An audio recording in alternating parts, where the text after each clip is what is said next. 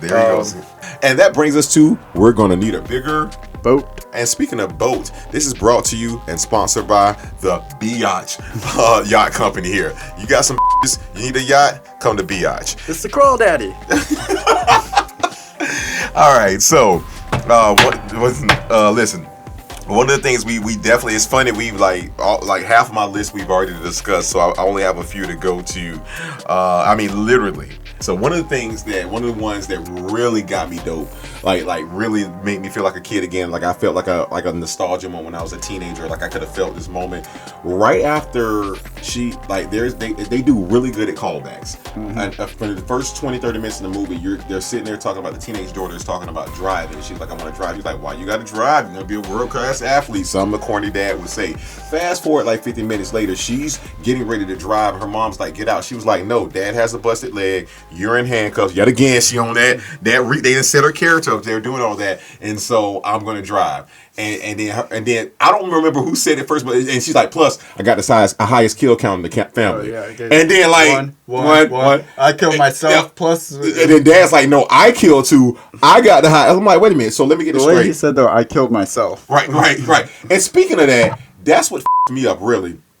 Is that to me? I'll get into that later because that's one of my quotes. You go ahead. I don't have a lot of quotes for this one because this movie wasn't really dialogue rich. It was all in the visual. I really could have done with less dialogue. I'll get into that at the end. But Christ. Both of my quotes are from Gabe. My first one is when it's just his cheesy dad lines really is what tickled me as far as dialogue goes. When they're pulling up to the place and the kid's like, they're complaining about not having their phones not working or the internet not working, and he says, you don't need the internet, you got the outer net. Yeah. Perfect dad joke. Sets his character up perfectly, and I got a chuckle out of it.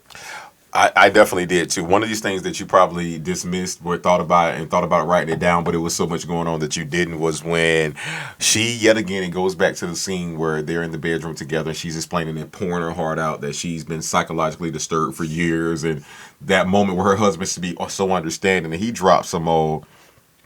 No, I take that back. I don't want to mess this up. It happens later in their friend's house when they go there after they've been killed. They're sitting at a table. He was like, "No, we got everything here. Let's just stay here." She was like, "No, let's go to Mexico." He was like, "Whoa! If this really what's going on, let's set some traps like in Home Alone." She comes back. You seriously didn't just reference Home Alone? Tell me only for the kids to say, "What's Home Alone?" Yeah, what's Home Alone?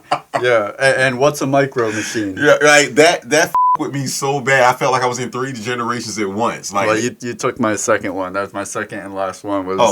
Yeah, when he says let's set traps and stuff like Home Alone. It's really her response that sells that moment. She's just, tell me. Like she really went like she broke character. She was Lapita for like 3 seconds in the movie. Like you seriously didn't just quote. Like she had no idea that was in the script. Let's set some traps like Home Alone. Oh man. If you didn't have anything else, the only other one. Let me see. This one says, we got the point the finger. We got this is the Ophelia. Let's set some traps. We hit all of them, man. And those, hey guys, those are the best quotes.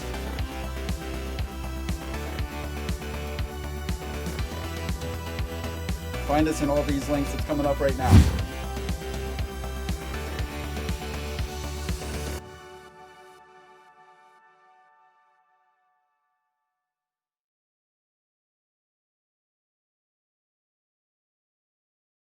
That's the trailer.